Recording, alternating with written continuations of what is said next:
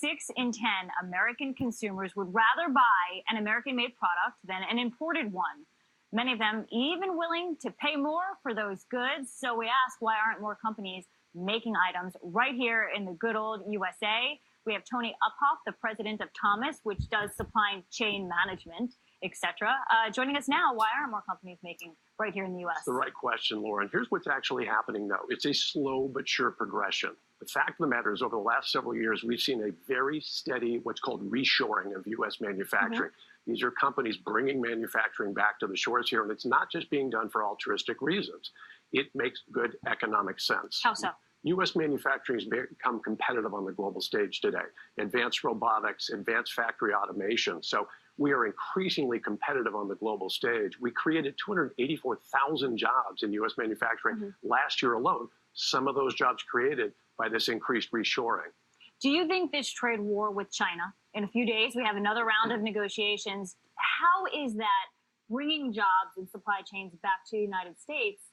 And then how much is that dampening the economy where there might not be a consumer desire, demand to buy those manufactured goods? It's a great question, and I don't think we know yet. I think what we're feeling in the market is a bit of a pause, not a decline, but a bit of a pause in the market based on uncertainty.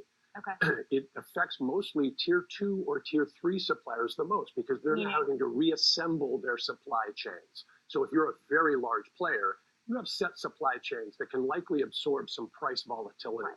Or you're a second tier or a third tier supplier, just meaning you're smaller, you can't pass that cost on. So and it's is a the real consumer challenge. willing to pay that added cost? That's the question. And I think so far, the answer to that is yes. I think over time, that uncertainty will dampen markets. Where are we? If you look at the health of the manufacturing sector, we got that dismal read earlier in the week, which triggered this massive sell-off. Worst start to a quarter since the financial crisis. Yet in the jobs report today, we're expecting to see 4,000 manufacturing jobs added. 3 quick points on that. That survey is actually done by a trade association called ISM. Yes. It samples 300 people, and you attempt to lift that to a $2.3 trillion market, which is what U.S. manufacturing was in 2018.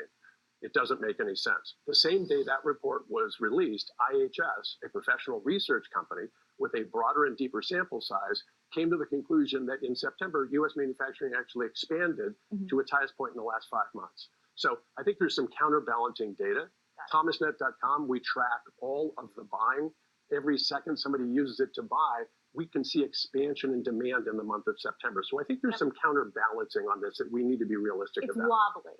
I'll call it wobbly. Happy Manufacturing Day. Thank you very much. Good to see you, Tony. Great. Cheryl, over to you. All right.